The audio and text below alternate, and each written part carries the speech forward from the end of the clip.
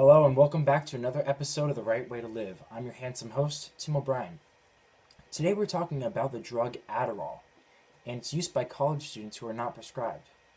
Well, I'm going to make this simple for you folks. Don't use a drug that you're not prescribed. I mean, the irony is that these kids are taking a drug to make themselves smarter, but they don't know how stupid they're being. So I'm making this week's podcast episode hopefully to inform some of these students that are taking this drug and just to know that it's bad for you. And if you don't have HD or ADD, you shouldn't take it. I mean, Adderall contains a combination of amphetamine and dextroamphetamine. Amphetamine and dextroamphetamine are central nervous system stimulants that affect chemicals in the brain and the nerves that contribute to hyperactivity and impulse control. For people with ADD or ADHD, these drugs have a calming effect because the drugs increase dopamine in the brain, and it is believed that ADHD sufferers lack adequate dopamine. For those without ADHD, these drugs are more likely to cause restlessness and euphoria because these people already have enough dopamine. People who use these drugs only on occasion to study are most likely to crash once the drug has worn off.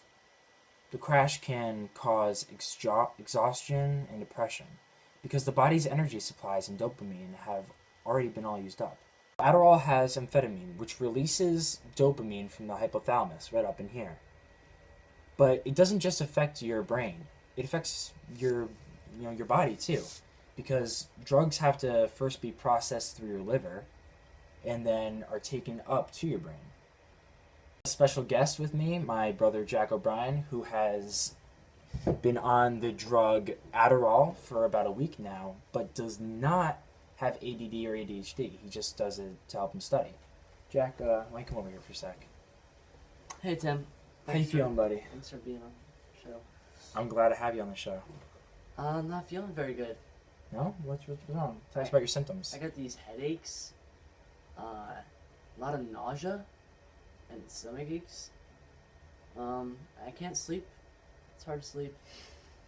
But it's not funny. It's not a laughing matter. Decreased appetite. That's a big one. Nervousness.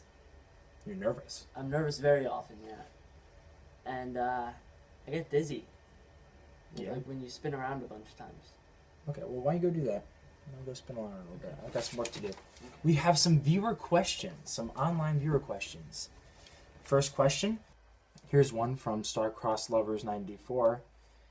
How are these kids getting these drugs? Are students that are prescribed for Adderall really pressured that much? Good question.